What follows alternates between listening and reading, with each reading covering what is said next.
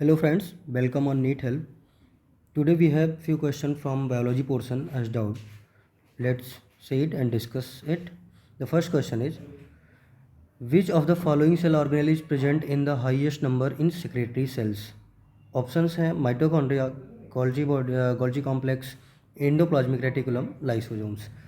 तो इसका आंसर जो होगा सेक्रेटरी सेल्स में आपका नंबर हाईएस्ट किस में होगा, कौन से ऑर्गेनल का नंबर हाईएस्ट होगा सेक्रेटरी सेल में, तो आपका आंसर होगा गोल्जी बॉडी या फिर गोल्जी कॉम्प्लेक्स. ठीक है, बट इसमें जो डाउट आ रहा है कि आपका डाउट आ रहा है थर्ड ऑप्शन के लिए कि ER भी हो सकता है.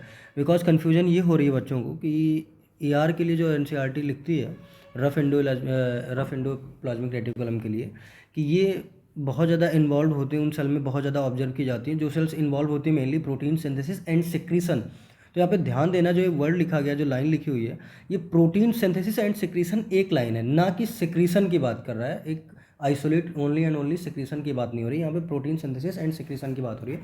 मीन्स जब भी आपकी प्रोटीन की रिगार्डिंग बात होगी कि प्रोटीन की सिंथेसिस, देखें रफ एंडोप्लाज्मिक के लिए RER जो होता है मेनली इसका प्रोटीन सिंथेसिस के लिए हमेशा मेन इंपॉर्टेंट लाइन, हमेशा सिंथेसिस में तो इन्वॉल्व होगा ही, बट साथ साथ फ्यू प्रोटीन्स का सिक्रीशन भी कराता है.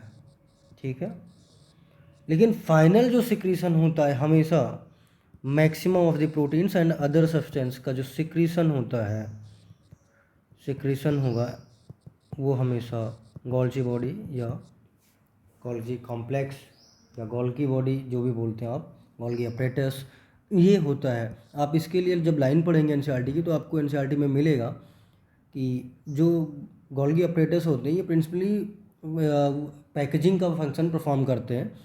जो भी मटेरियल्स मतलब inside the cell intracellular space में हो या आउटसाइड दी सेल आपको ट्रांसफ़र होने होते हैं, डिलीवर होते हैं. तो सिक्रीशन, यहाँ पे सिक्रीशन का मतलब किसी चीज़ को मतलब आप रिलेट करेंगे जैसे प्लाज्मा मेम्ब्रेन या प्लाज्मा बैरियर से आपको सिक्रीट करवाना है. ठीक है, और यहाँ पे केवल और केवल प्रोटीन की बात हो रही है. मतलब जब ये क्वेश्चन आता है तो आपके माइंड में एक चीज़ ध्यान में आना चाहिए कि जो पोस्ट ट्रांसलेशन जो उसमें वर्क होते हैं, प्रोटीन में मॉडिफिकेशन होते हैं, जिसके लिए वर्ड आपको मेंशन किया जाता है कि ग्लाइकोप्रोटीन और ग्लाइकोलिपिड्स बनते हैं, ग्लाइकोसाइलेशन वर्ड्स आते हैं.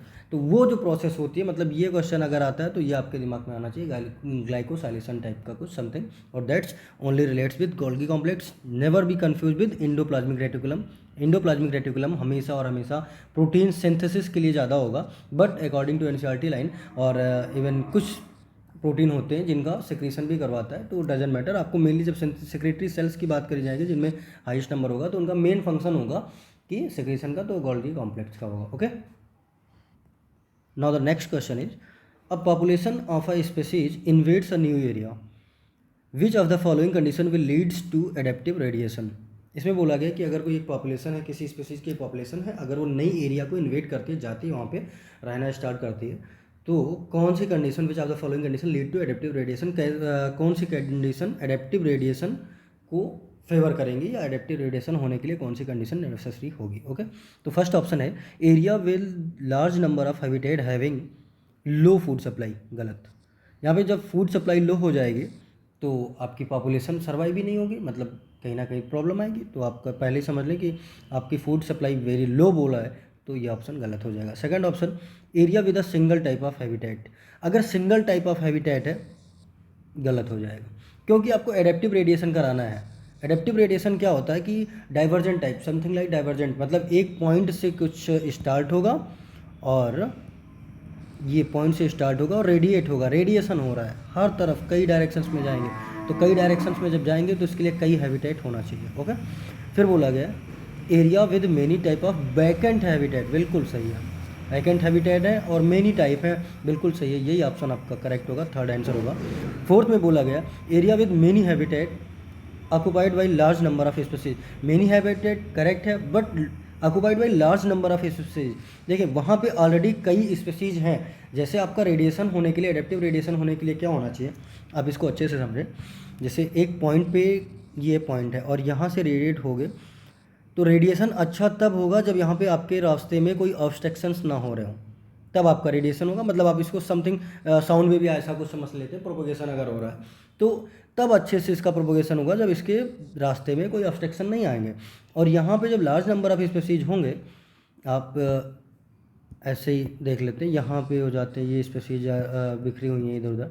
आप रेडिएशन जैसे इसका यहाँ पे न्यू जो आपकी पॉपुलेशन आई थी, स्पीसीज की पॉपुलेशन, वो रेडिएट होना चाहेगी, यहाँ पे कंपटीशन हो जाएगा, यहाँ पे कंपटीशन होगा, इधर कंपटीशन, इधर, तो ये इनको प्रॉब्लम आएगी।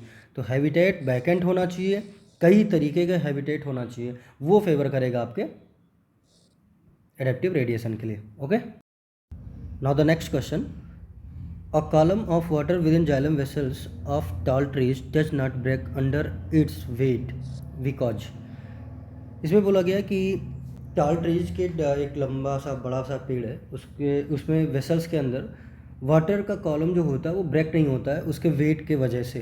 क्यों? Because of positive root pressure, dissolve sugar in water, tensile strength of water, lignification of xylem vessel. तो देखिए यहाँ पे ये बोला गया कि अगर ऐसे जाइलम है, ठीक है, इसमें वाटर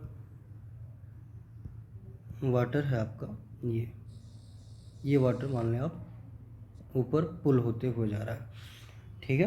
तो इसमें बोला गया कि इसका जो वाटर कॉलम है ये ब्रेक क्यों नहीं होता, मतलब इसका वेट की वजह से, मान लो इतने पोर्शन का अगर एक इंटीग्रेटेड पोर्शन मानते हैं इतना, तो ये इसका वेट कुछ लग रहा होगा और यहाँ पे ब्रेकिंग होना जानी चाहिए।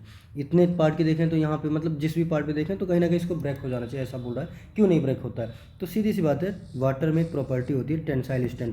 टेंसाइल प्रॉपर्टी वो होती है जिससे मतलब आप किसी भी चीज़ को उस पर टेंशन देने पे ब्रेक ना हो। टेंसाइल प्रॉपर्टी आप ऐसा मतलब खिंचाव ज़्यादा दे सकते हैं, ज़्यादा खिंचाव झेल सके तो उसमें टेंसाइल प्रॉपर्टी ज़्यादा होगी, ठीक है। इसमें आपके सारे ऑप्शन देख लेते हैं। और इसमें जो कन्फ्यूजन आई है वो ये है कि पॉजिटिव रूट प्रेशर भी हो सकता है। नहीं, ये नहीं, देखें आप इसको ऐसे रिलेट करेंगे कि एसेंट ऑफ सैप जो होता है, मतलब वाटर कॉलम का जो वाटर का एसेंट होता है जाइलम में, उसके लिए जो थ्योरीज आपके लिए मोस्ट अडेप्टेड है वो एक होती है पुश, एक होती है पुल। तो आप ये अच्छे से पता है कि पुल ज़्यादा मोस्ट एक्सेप्टेड है। पुश जो होता है ये शॉर्ट, जो रूट प्रेशर होता है ये पुश करता है। और अगर ये रूट प्रेशर की बात करें, जैसे ये मैंने अभी आपको टाल ट्री बना दिया था यहाँ पे ये, तो रूट प्रेशर का काम क्या होगा कि यहाँ से बस मुश्किल से इतनी दूरी तक का ये वर्किंग होगा, मतलब बहुत बिलो लेवल पे स्लाइड पुशिंग का काम करता है। बाकी इस पोर्शन में जो इतना पोर्शन लेफ्ट आपका होता है, यहाँ पे आपका पुलिंग काम होगा और यहाँ पे आपको रूट प्रेशर से कोई मतलब ही नहीं है, ठीक है। तो इस वजह से पॉजिटिव रूट प्रेशर आपका गलत होगा। आपका बेस्ट ऑप्शन जो होगा, ये better option tensile strength of water होगा। सो आंसर आपका ये होगा। ये क्वेश्चन आपके IPMT 2015 में पूछा जा चुका है, ठीक है। आज के लिए बस इतना ही, थैंक यू।